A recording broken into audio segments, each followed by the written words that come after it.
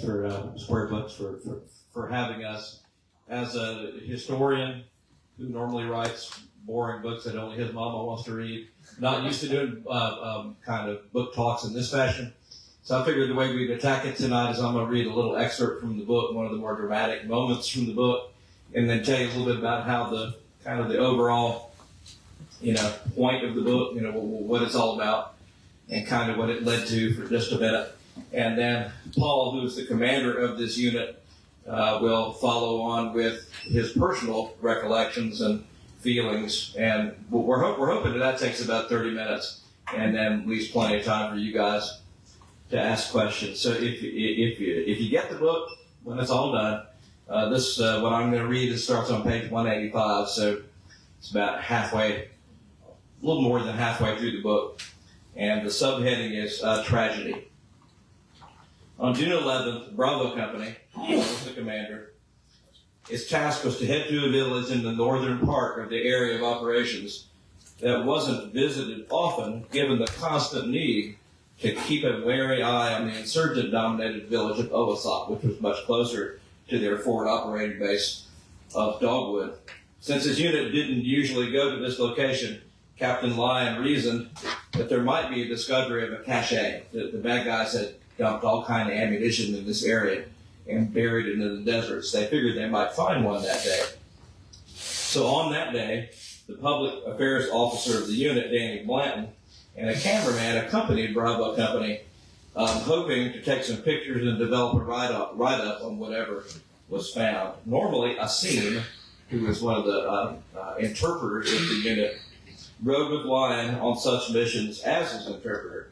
But because the PAO and his cameraman were in the vehicle, Asim was going to have to ride with somebody else in an M113. For Asim, that wasn't a problem at all, and he made a beeline for the 113 that was going to carry his friends Larry Arnold and Terrence Lee. He loved talking to those guys, and it was going to be a great day. For his part, Larry Arnold wasn't even supposed to be on the mission. His platoon leader, Mike Beale, had taken Arnold's name off the list that day. Arnold was older, he was 46, and Beale kind of figured he could use some rest after having run a long mission just the day before. But Arnold told Beale that he was good to go. He wanted to go and do his duty like everybody else.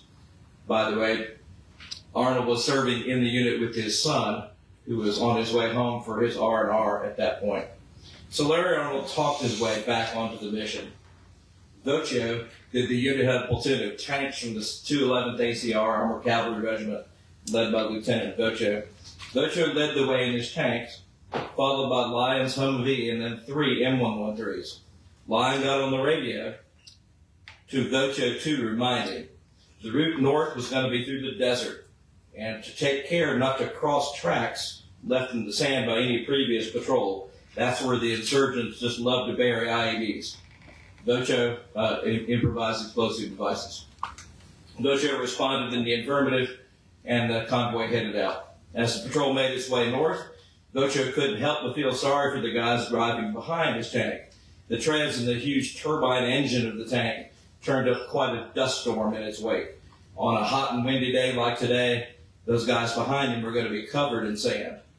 In the northern villages, there's really nothing of interest. Searched a few houses, talked to some women and children about why their husbands and fathers weren't there, the usual. And no caches were found, just a boring day. On the way back to Dogwood, the patrol went on a different route because it had been assigned a new counter-mortar mission on the way back. In Lieutenant Beale's M113, he stood in the gunner's position with Michael Martin driving and David Landrum sitting to his side. Arnold and Lee were seated in the far back, staying as far away from the incoming dust as possible. Asim was seated just a bit further forward. Their day was coming to an end, and dinner and rest were on their minds. When Beale looked back, he saw Lee and Arnold both fast asleep. It had been another long, hot day with nothing to show for it. Driving through the desert meant dealing with hills, and Vocho's tank, with its greater power, was pulling just a bit further ahead than the other vehicles were able to manage. Then Vocho started up a particularly large hill, and Lyon made ready to get on his radio to tell him to slow down a little bit, the tank could plow straight up the hill and was doing exactly what it was supposed to do and avoiding wherever possible the tracks of previous vehicles. But this hill was so steep that Lyon's driver had to veer outside the tank tracks to make his way up the hill, and the rest of the patrol followed. In so doing, the Humvee crossed the tracks of a previous patrol. Lyon couldn't help but shudder, but nothing happened. Maybe they'd gotten lucky. Lyon passed the spot. Then the next Humvee passed the spot. Luck seemed to be with them. But then when the M113 carrying Arnold Lee and Asim reached the spot, there was a huge explosion. Mike Beale didn't have time to register the blast or heat or anything. He just went flying through the air, having been blown out of the gunner's turret of the M113. He landed with a thud atop the vehicle, knocked out. The patrol came to a quick halt with everyone taking care. Where the insurgents placed one ID, they usually placed others. Lyon, along with Marty Davis, turned to look from their Humvee and saw the sand and smoke rising from the M113, but it had not been torn to shreds like in previous IED attacks. Maybe, just maybe, everyone was okay. Quickly, a defensive perimeter was formed, and rescuers rushed to the stricken vehicle. Among the first to the scene were Lyon, Davis, Docia, and medic Joseph Smith. They could hardly believe the scene that awaited them. Atop the vehicle lay Beale, shaking uncontrollably.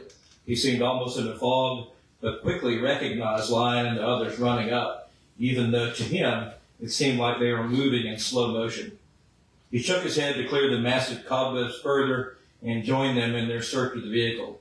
The explosion, caused by a 115 millimeter artillery shell hooked up to a pressure plate, had gone off directly under the rear quarter of the M113 and would have blown shrapnel all through the vehicle, killing everyone. But just weeks before that, at Dogwood, the M113 had been augmented by what everybody called hillbilly armor. It was a 5-inch thick steel plate that was welded beneath the rear of the vehicle where the troops rode. The plate held the shrapnel at bay, but its welds had given way, bending the steel plate upward with massive crushing force. First, the group found David Landrum, whose leg was crushed below the knee and was dangling at an odd angle. He was in horrific pain, but he would survive. Smith and Docia then attempted to open the back door of the 113, but the crumpling armor had jammed it. Next, they scrambled to the top hatch, where they were able to reach Arnold and Lee. Mike Beale joined in, but felt all the strength leave his body when he saw the scene.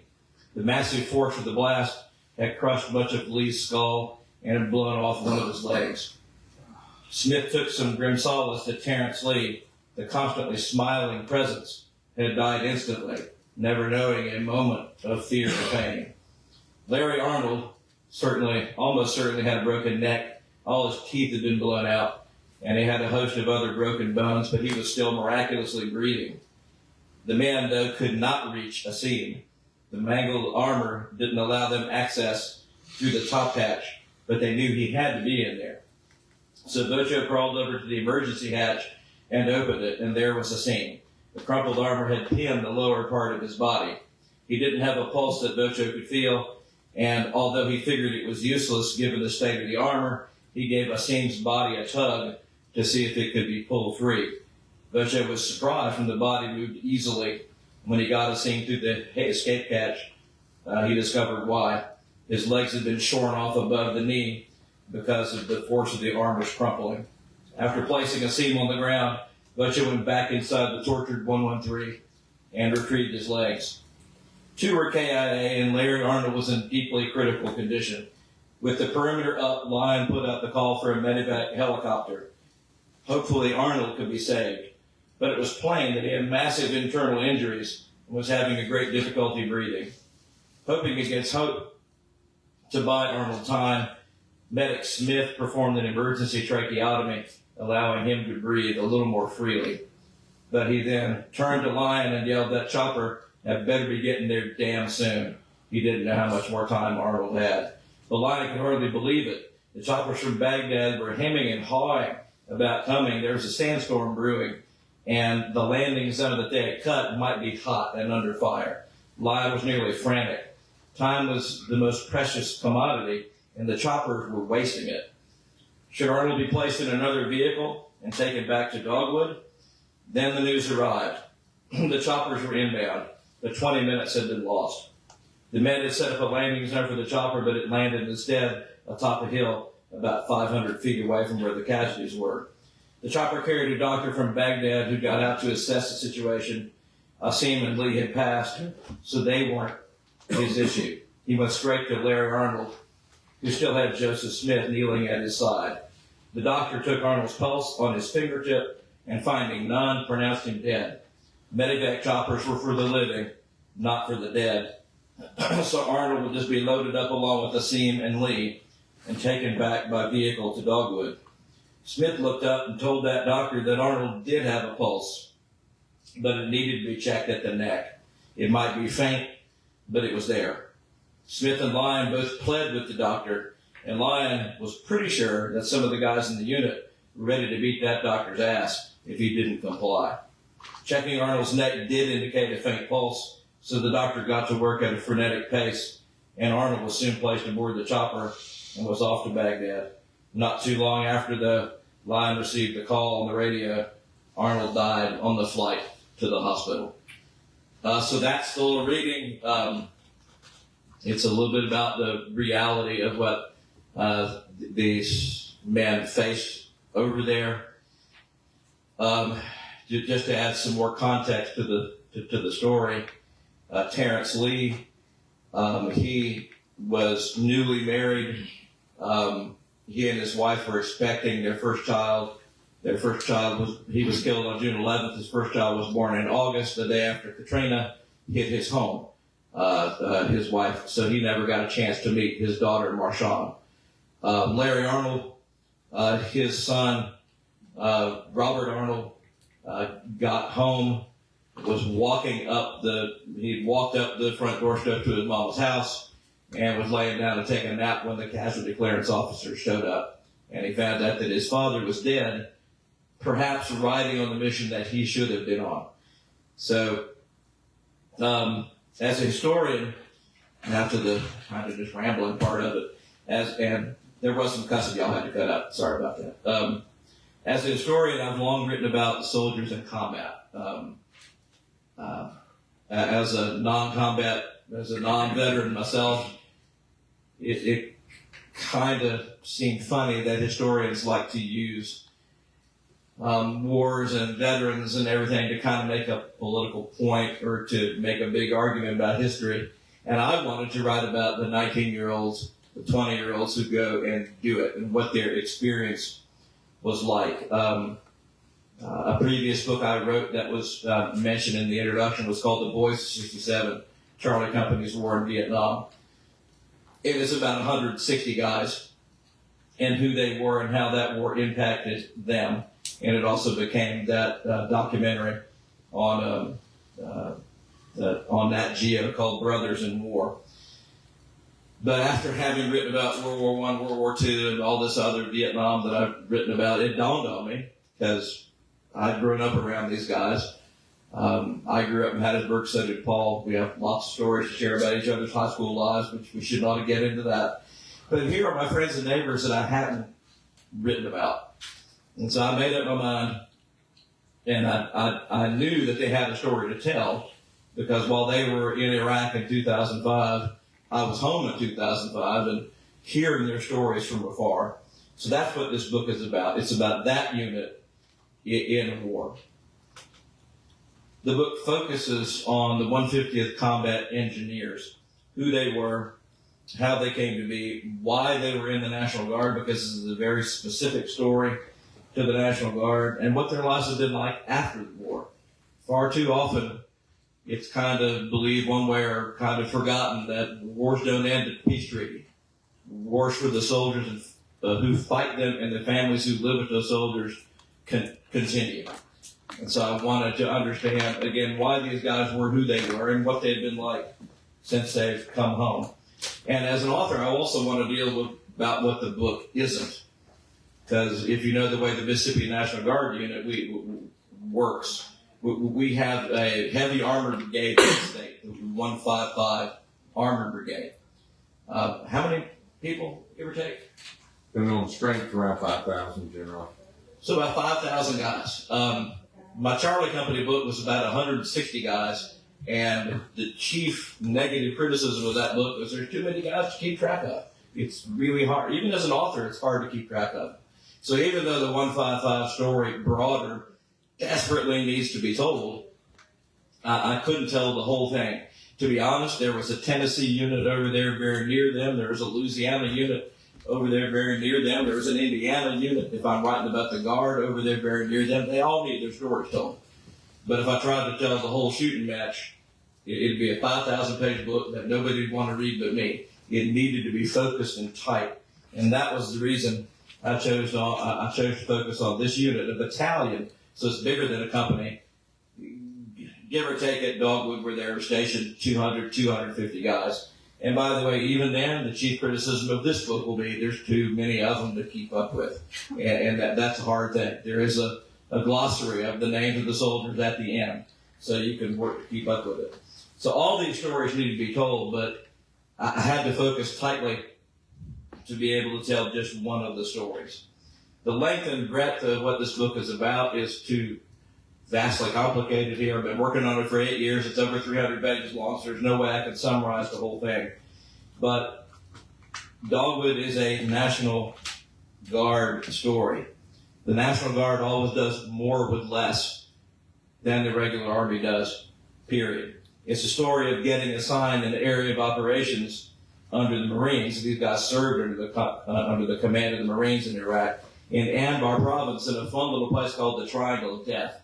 I mean, so these guys are in one of the toughest places of Iraq, and they have so little intelligence about the place that the convoy going there gets lost. It is how behind the eight ball this National Guard unit is.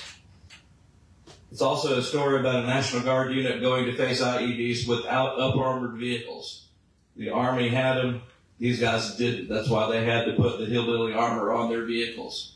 It would have been a different story had they had fully up-armored vehicles. They had about 200 men, and they were holding an area of operations bigger than the geographic confines of New York City. It's a big place.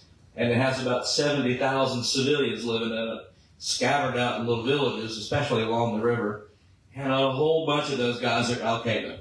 A whole bunch of those guys are guys who've been run out of Fallujah just the winter before they got there. So this story is a story of loss. Soldiers like Terrence Lee and Larry Arnold and Asim. It's a story of life in a hostile land. But it's also a stirring story of success, because against all odds, these Mississippians took their little corner of Iraq and made it a peaceful corner of Iraq before it was all done.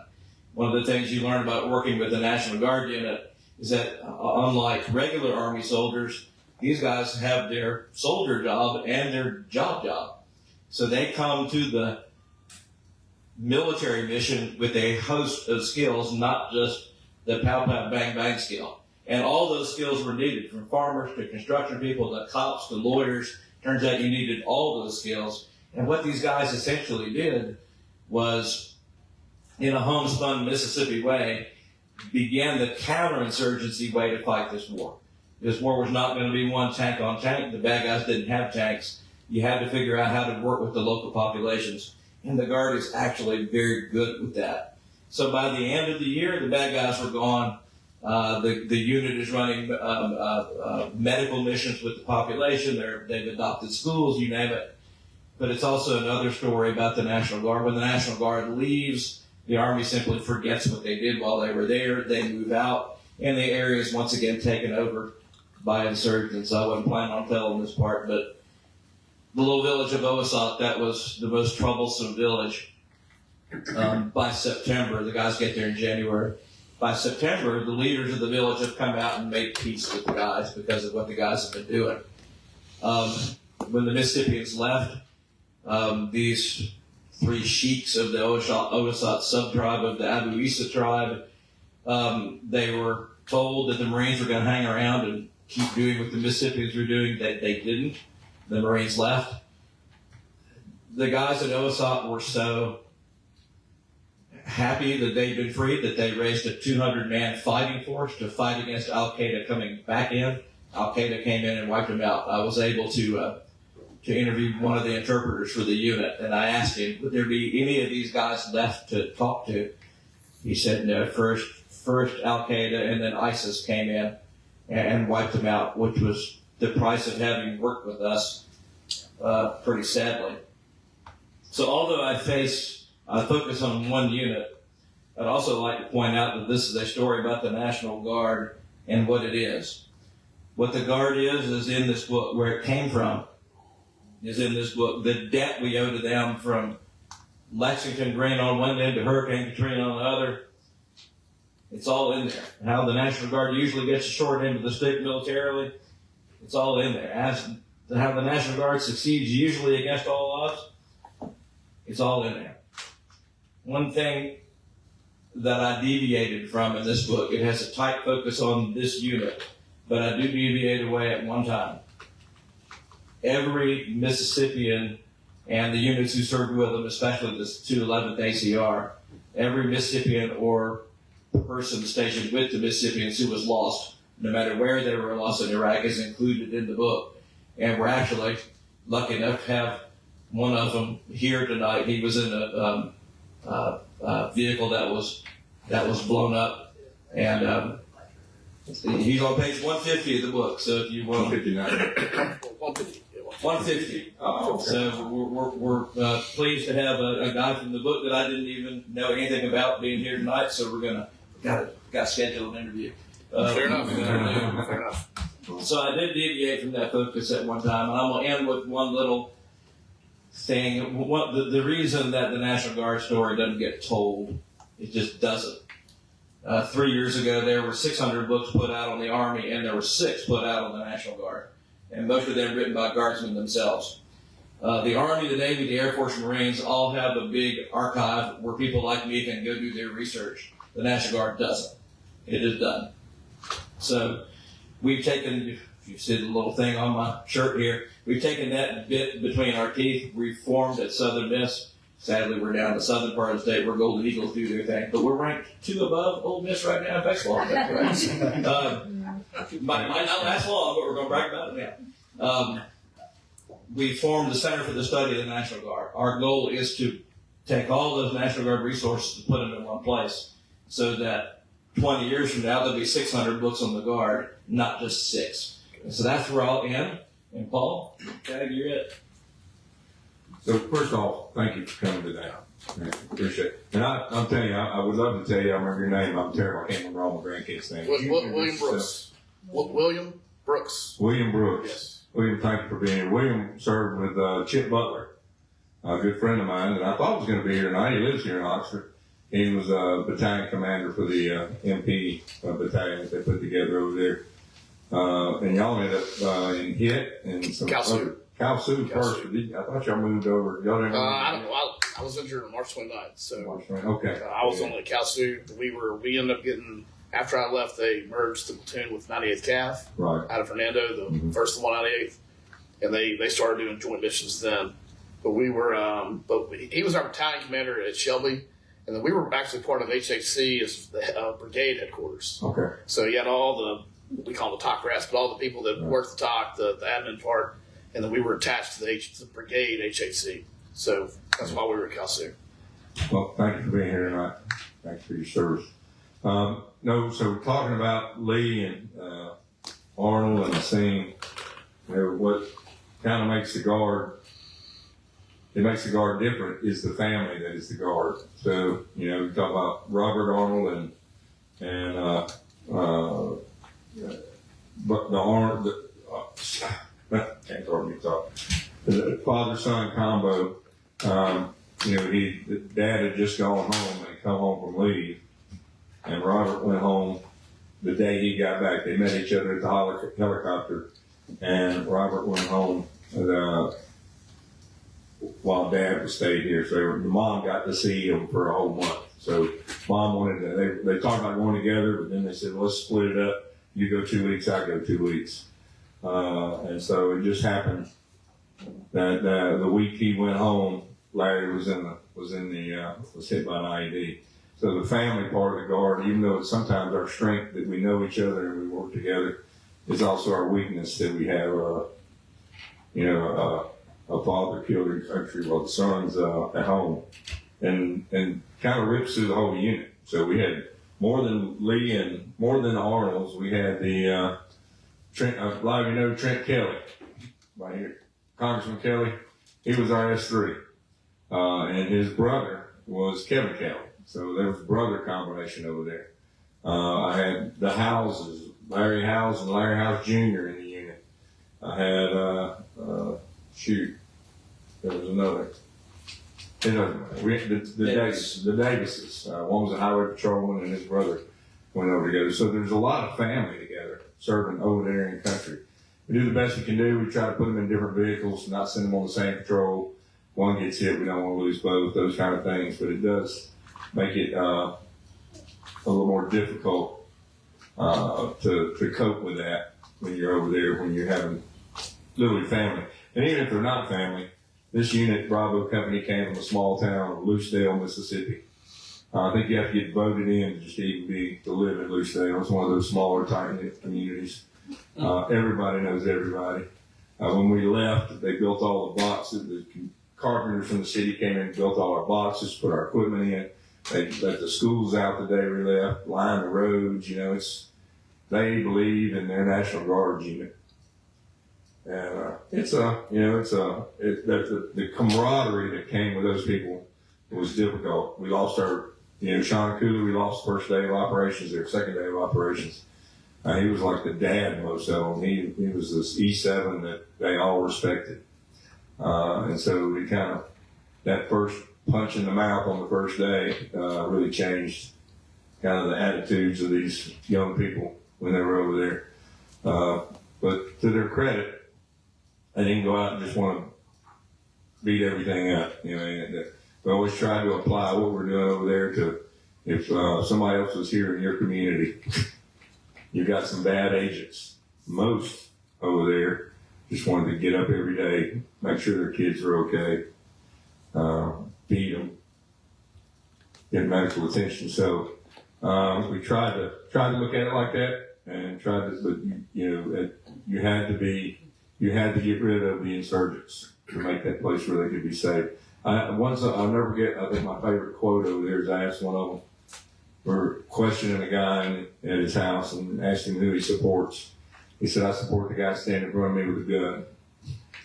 Yeah, that's honest. Very honest person. And he's going to do what he has to do to survive. And a lot of them do that over there. But when you look at the kids over there, I mean, they were. I'll say you see the soul of the country through the eyes of their kids because they were just kids like my kids, So I don't do a lot of these because it's about hard talk. Tell me a little bit about Ross Morris. It was another interesting thing that the National Guard did. So when we took our first hit, we asked for a combat psychiatrist who could come in and help the guys. Of course, we didn't ask for it. Our battalion commander, Roy Robinson, asked for it. We didn't think we wanted it. And he made us all go into a tent so we could talk about the event. I see the smirk. Yeah, you don't follow. Yeah. So all my guys were like, "I'm not interested." He said, "No, you're gonna go over there." So we did. And Ross, to her credit, female lieutenant colonel, had been to a lot of. This wasn't her first war zone. So she asked them how they were feeling, and they gave her honest answers that embarrassed me to death. But she had to get in to get close to them. No soldier's gonna talk to you if they don't feel like you're, have seen what they've seen. So she started going out on patrols with us. Now this was not what she's supposed to do. She is not allowed to go off the base per her command. But she jumped in vehicles and rode on many patrols with us. To the point, there's another 150th soldier back there, doing that. So she went on patrols with us, and one day she was standing behind the vehicle with me when we had an IED go off in front. She got blown up. She was fine, knocked down, just came here for a day or two. But she got a cab, and that's where she got in trouble. A cab, combat action badge. You're buying IED when it's blown up in direct enemy fire.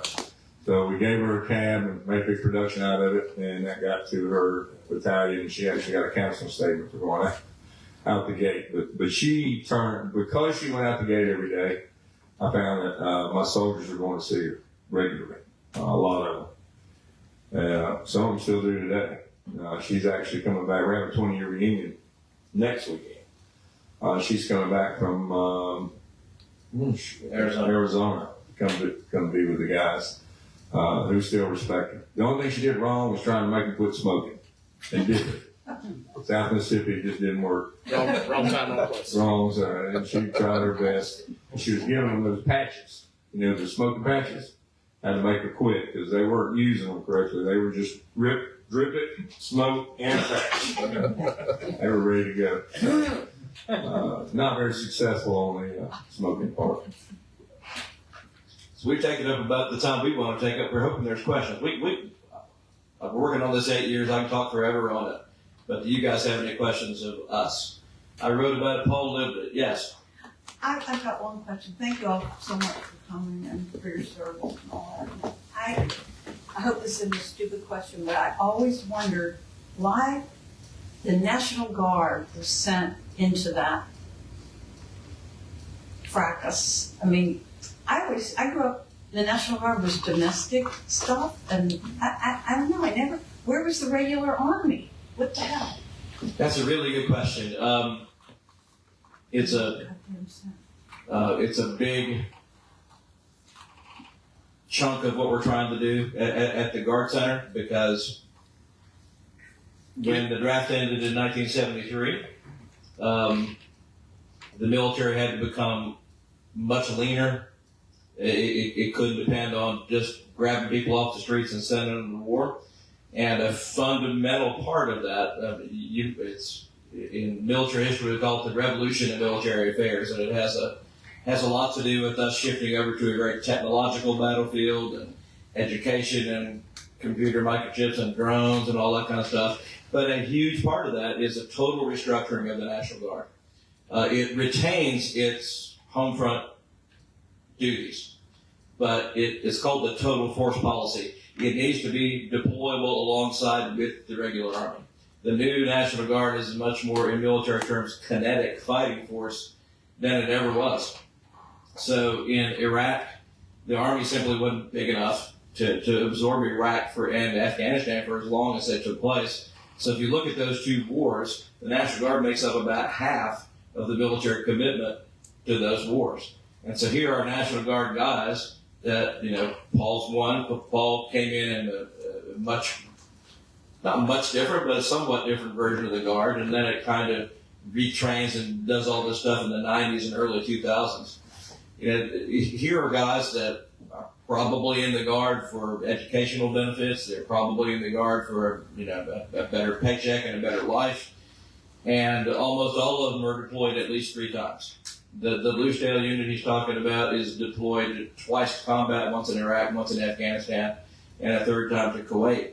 So what you get is a National Guard that in 2017, the head of the Guard, the commander of the Guard, so to speak, he doesn't really have an overall commander, but it's overall commander, quote unquote, I said the Guard is getting worn out. The Guard can't stand this kind of, because don't forget, they're still going to Katrina, they're still going to the southern border, they're still putting out California wildfires, you name it.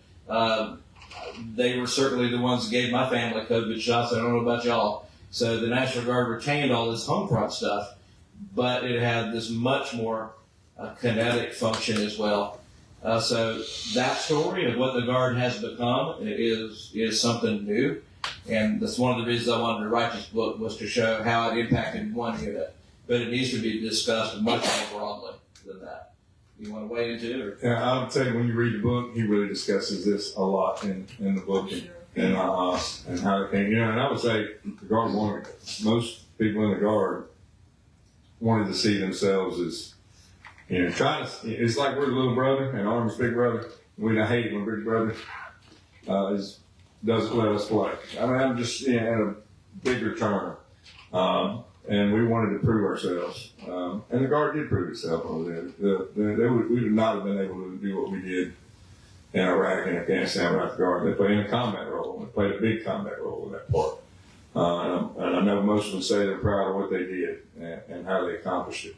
But they do play a large role in the back here with all the events that go on in Mississippi. And one of the things about this Guard Center, right now, the Center of Military History and all these official places that collect the history of the military, and none of them are authorized to collect what they call Title 32 or state active duty, which is hurricane Katrina, wildfires, state partnerships, anything done outside Title 10, which is active deployment with active Army.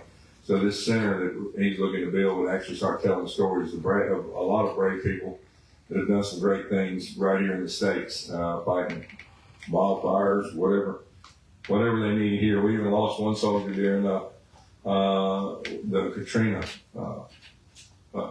response. So that story needs to be told also. It's a great question. Thank you for that. Thank you. What else we got? Yes. No, I just wanted to clarify, because I'm so fascinated by the female psychiatrist. Was she in the National Guard or was she in the military? She was in the reserve. So she had deployed from the Army Reserve. And so on the medical side, if you're a medical professional and you were in the Guard, Reserve, or Army, you were very popular during this time. You could stay over there. In fact, we had one of our med caps we did in the medical.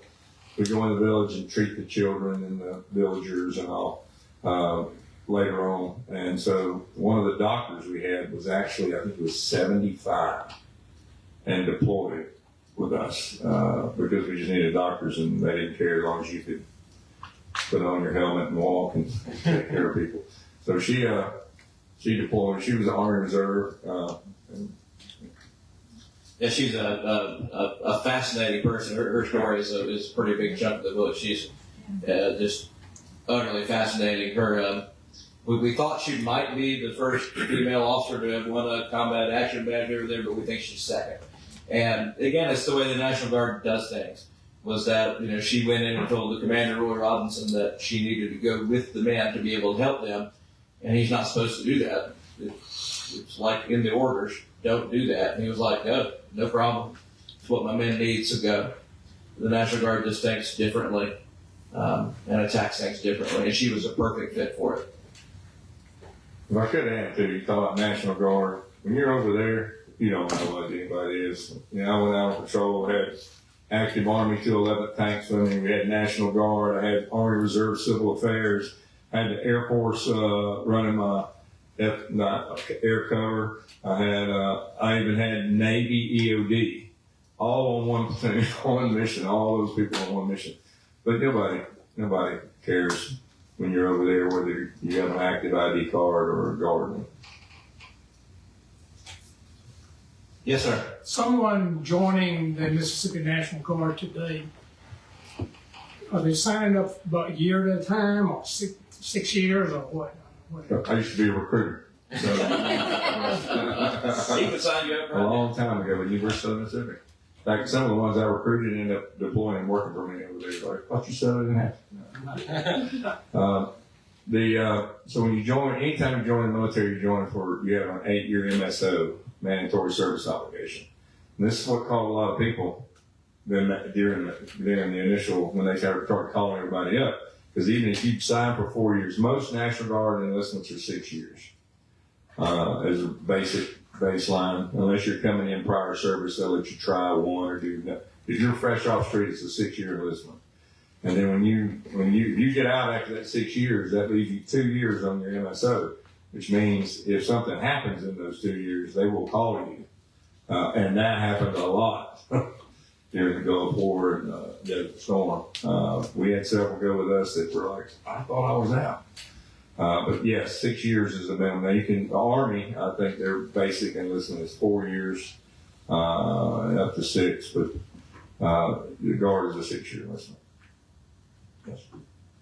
And you'll have a lot going to school here. Ole Miss does a good job. Southern Miss and Mississippi State.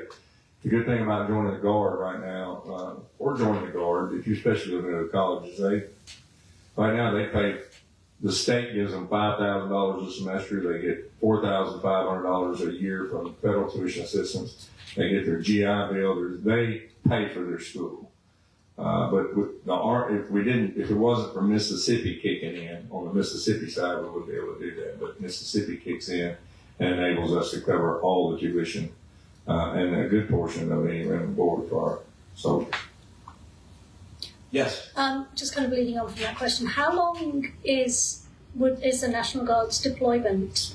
The people in the unit, how long were they deployed, and was there any difference for the National Guard versus somebody who was in the Army, like in the regular Army?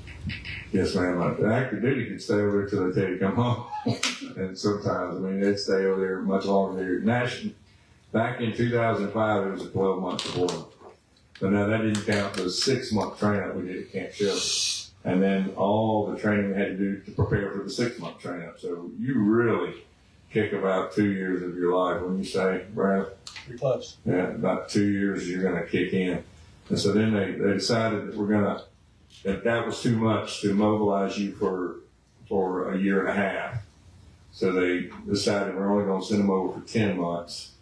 And then, let them train up, get ready beforehand. But they still, I think that's even worse because then they still try to get all that training in beforehand. They're not at their jobs, and now they're honoring the protection. So you get certain protections when you're mowed, quote unquote, Title 10, that you don't get if you're trying to string training together to get ready. So it's a juggling act. But most of the time, 12 months. Now it's 10 months. When you from the boots on the ground till you come home 10 months. You don't get that R&R anymore either. Yeah, they used to get in 12 months. You got to go home for 2 weeks. Now there's no going home. You have a baby or somebody in immediate family, mom or dad, sister, brother, but grandmothers and things like that. It's pretty sad sometimes when you go over, but that's the way it is. When we were with Katrina, a lot wanted to go home. We had houses destroyed and families we couldn't find for 2 weeks. And so they were a lot trying to go home for that, but we were in a fight in Iraq. So most of the ones didn't ask to go home, even though that happened. They found a father or somebody to help their wife, and they stayed right there. I interviewed about 100 of the guys from the battalion. The vast majority of them, married family men, many with children. So, of course, they're gone for, as Paul said, essentially 2 years at this point. And don't forget, each one of them has a job too, that they're going to be, technically that job is held for them while they're gone, and Mississippi is really good about doing that. But, of course, you miss experience at your job. You're other people who are junior to you are suddenly senior to you, and you get back. So these guys sacrifice more than just what we saw on the ground in Iraq. They, to hear guys not taking calls from their wives because they were afraid they'd hear their children in the background, and that they knew they had to be in the right headspace in a couple hours when it was time to go out in the field. They were sacrificing a lot. Quite different now. 2018, I took the battalion over. Everybody's got a cell phone. So everybody's talking on, which is really not that great sometimes. With all the problems going on back home. But in 2005, there was no calling back home unless you went to a phone bank and had one of those little cards. 7-second delay. 7-second delay. You had to say over. Yeah. They're trying to talk back to you. And then anytime somebody got hit or something happened, they shut all the phones off, which was good. Nobody told me that. Boy, when they shut the phones off, it caused mass hysteria back then at home, because that's why my husband's talking. They know right away the phones are off and they know something happened. But Cooley passed away. That happened to us at Cal Sioux. They shut everything down immediately. It was the first time we had experienced that. Yeah, it was like I've had some of the wives tell me it was like a wheel spinning, and which family is it going to stop on? Everybody was hoping it wasn't going to stop on them. There was the first guy who was lost, Sean Cooley, when I was interviewing his parents, which was a quite emotional interview, that they had heard on the news that a soldier from the coast had been killed, and they were talking with each other, saying some family has a real tough night tonight, and that's when the vehicle pulled up in their driveway, and they found out it was them having a tough night tonight. So, I think I saw another hand up. Yes. History professor, right? Yes.